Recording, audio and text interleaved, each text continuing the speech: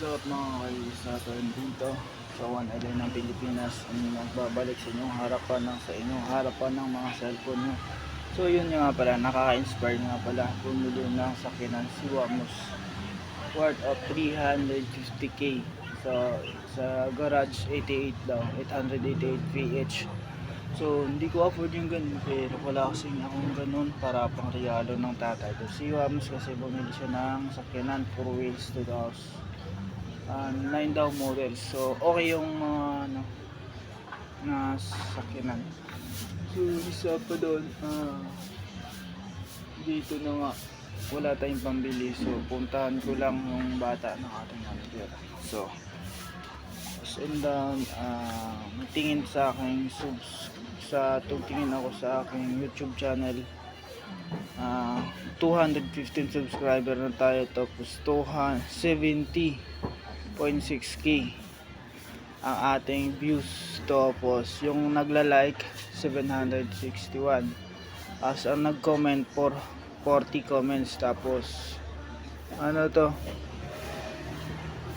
95 share po siya. So present view, so yun, medyo tumaas naman siya din sa rating. So wala masyado siya tayong mga mataasang views.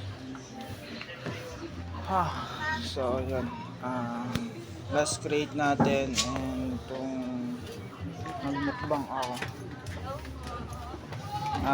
nag-last create tayo ng nagmukbang tayo ng gulay with canton noodles. So yun, dito lang po muna at ay mag-upload ng ating video. So try natin puntahan doon para yan. So at dito tayo pupunta sa looban ng bahay ng bayaw. So yan tayo pupunta, dito tayo pupunta sa isang bahay ng isang natira ng ating manager, sa bahay ng ating manager.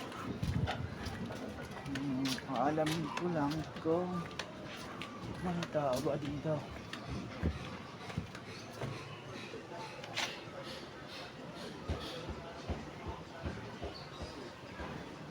So ito nga yung bahay ng sanlatira ng ito nga. So standby muna tayo dito, and dito lang po muna standby. So wala po muna tayong pasok sa trabaho, so siguro maya maya. So yun,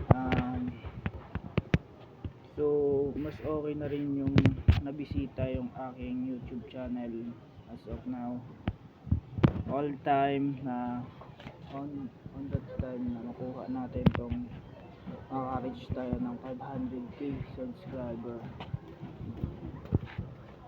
and the same time na sana'y makasahod tayo dito kay YouTube channel, and I hope na mas tumaas-taas pa yung ating YouTube channel subscriber, na sana'y umangat pa at dumami pang ating subscriber. So yung pinaka-top natin nga pala, no? Sige lang po. So yung pinaka-top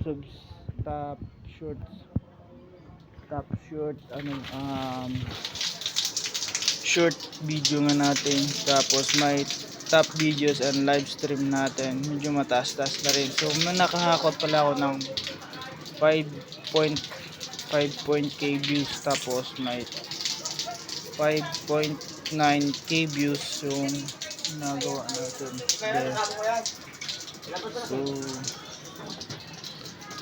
yung pinakamataas-taas rin ating video nagawa rin, na umabot ng 4.k views, may 2.2k views ng nagawa tayo ng video sa TikTok na upload sa top short video to. Tapos may isa pa dito nung ata ako nitong ginawa kong kalokohan sa buhay ko, 2.1k views ng ako sa yung sa Squid Game, yun doon. So sa Red Sounds dun, din dito sa pinakataasan natin top views and live stream, Okay, tumas taas. Then dito sa isa de photo naka 248 views sa 1 month ng limas. Ito 2 months ang nakalimas, 662 views 2 months ago. Tapos etong challenge accepted tong ginawa ko sa Squid Game Go na nga pala to. Humakot ng 300 siya, 320 views 1 month ang nakalipas. So yung isa rin dito sa pinakamataas, yung pinaka-cameraman ko, yung anak kong babae na nag-isa sa dito sa bahay ng ating manager. So humakot ng 14.7k views 1 year ang nakalipas. So yun, sobrang tuwa nga pala, no. So isa rin dito yung nagja-judge, nagbabike ako na si 1 month lang nakalipas, so 2 months ba na higit or 5 months, 1 year na ata to. Ang nagawa kong video 39.1 minutes, 39 minutes to 51 seconds, ganun lang. Then pumapalo siya ng 226 views. Kagakaalam ko mga nasa na to 1 month o 1 to 1 year, ganun. Ayos naman din yung your audience. So yung ating rating niya is